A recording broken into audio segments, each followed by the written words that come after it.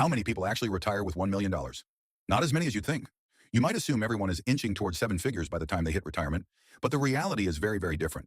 Contrary to what the naysayers claim, $1 million is still a significant amount, and the people who retire with that much in retirement accounts are few and far between. In fact, only a tiny fraction of households actually reach this milestone. Let's unpack who gets there, why so few do, and why it's still a big deal. Most people get this wrong, but once you see it, it will all make sense. Let's clarify what we mean by retiring with $1 million. We're talking about 401ks, IRAs, and Roth IRAs. Money you can tap once you stop working.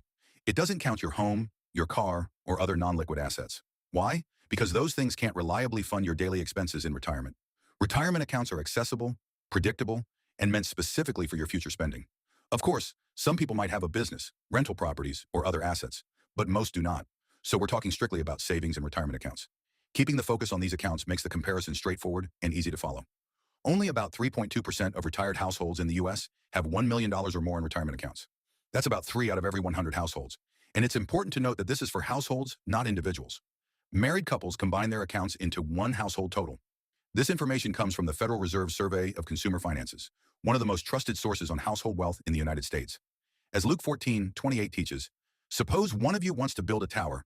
Won't you first sit down and estimate the cost to see if you have enough money to complete it? But if you don't think having $1 million is significant, take a look at what the typical household has. The median retirement savings for all households across all ages is just $87,000. That means half of all households have less than that set aside for retirement.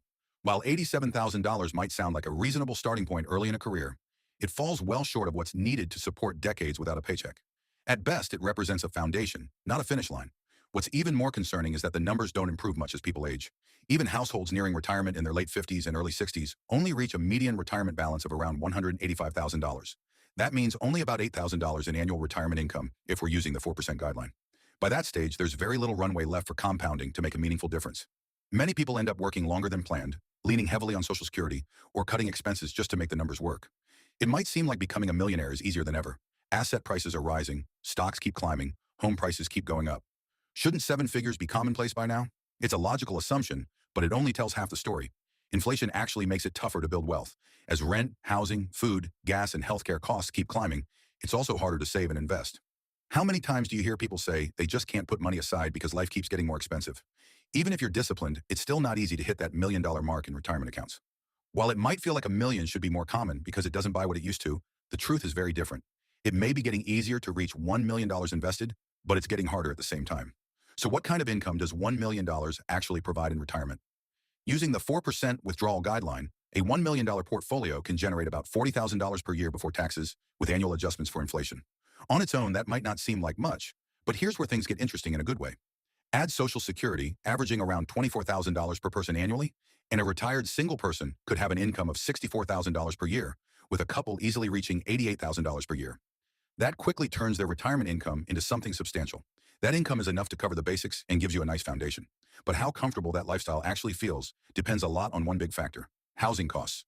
Housing has a huge impact at every stage of life, but especially in retirement. If your mortgage is paid off or you live somewhere with low housing expenses, that $60,000 plus stretches surprisingly far. Without heavy rent or major mortgage burden, and with manageable costs for maintenance, insurance, and property taxes, your retirement income can go a lot further than most people expect. Now consider that the typical household spends almost $80,000 per year, including larger households raising families. The typical retired household spends about $60,000 per year. That means for many retirees, $1 million plus Social Security isn't just enough. It provides a comfortable safety net. It's a lifestyle that feels secure, without constant worry about running out of money. Small and medium expenses can be managed without derailing retirement. When you're just starting out, growing a $1 million portfolio feels almost fictional. When your net worth is $5,000 or $20,000, the gap to seven figures looks so wide that it barely feels worth thinking about. Saving $500 or even $1,000 a month doesn't seem like it could ever bridge that distance. At that stage, progress feels painfully slow. Your contributions matter much more than your returns, and the account balance moves in small, unimpressive increments. But people don't realize that compounding doesn't show up early. It hides. A $50,000 portfolio growing at 10% only adds $5,000 in an average year. But a $500,000 portfolio at the same rate quietly adds $50,000 without you doing anything new. By the time you're nearing $1 million, market growth often contributes more each year than your entire annual income. The math hasn't changed. The base has. So the milestone can feel sudden in hindsight, but it isn't the result of one lucky year or one perfect investment. It's the accumulation of consistent contributions layered on top of time. Proverbs 21:20. NIV says, "The wise store up choice food and olive oil, but fools gulp theirs down." The early years build momentum. The middle years feel repetitive and unexciting. The later years are where compounding finally becomes visible. A million isn't insurmountable. It's what happens when patience outlasts doubt and the compounding curve is given enough time to bend in your favor. 1 Timothy 6:6n. IV reminds us, "But godliness with contentment is great gain." With that in mind, $1 million in retirement isn't about luxury. It's about time, freedom, and security. It means having enough to cover everyday needs without constantly worrying about money, giving you the freedom to choose how you spend your days. Whether that's traveling, pursuing hobbies, volunteering, or simply enjoying more downtime with family. It's the confidence that unexpected expenses, a car repair, a medical bill, or home maintenance, won't derail your plans. In short, it's not about living extravagantly. It's about having control over your life and peace of mind, knowing you can live comfortably on your own terms.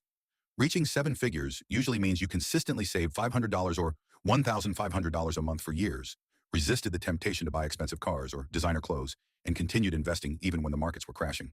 It sometimes involves late nights tracking budgets, cutting back on dining out, negotiating raises, and working side hustles to increase your income. It means watching your portfolio grow slowly while friends spend freely, and staying the course instead of panicking when stocks dip 20 or 30% in a single year. Proverbs 22:7. In Irish V is blunt. The rich rule over the poor, and the borrower is slave to the lender. Hitting this milestone also requires self-reflection. You have to learn to delay gratification, ignore social pressure to keep up, and define success for yourself instead of measuring it against everyone else. The reality is that $1 million is more than just a number on a screen. It's the sum of hundreds of smart choices, small sacrifices, and disciplined habits that compound over several decades or more. And that's why only about 3 out of 100 people actually have that saved by the time they retire. Philippians 4:11-13. Einigton 5 teaches us to learn contentment in any situation, knowing we can do all things through Christ who strengthens us. Financial freedom isn't just about the number. It's about faithful stewardship of what God has entrusted to you. Final encouragement. You don't need to be perfect. You just need to be consistent and patient. Live below your means. Build margin. Eliminate foolish debt. Invest consistently. Pray for wisdom in every decision. Small, consistent, faithful steps compound over time, both financially and spiritually. If this video encouraged you or gave you a clearer picture of what's possible, hit like, subscribe, and turn on notifications. Drop a comment. What's one intentional step you're going to take this month toward your own retirement freedom? May the Lord give you wisdom, discipline, contentment, and provision as you faithfully steward what He's given you. Shalom.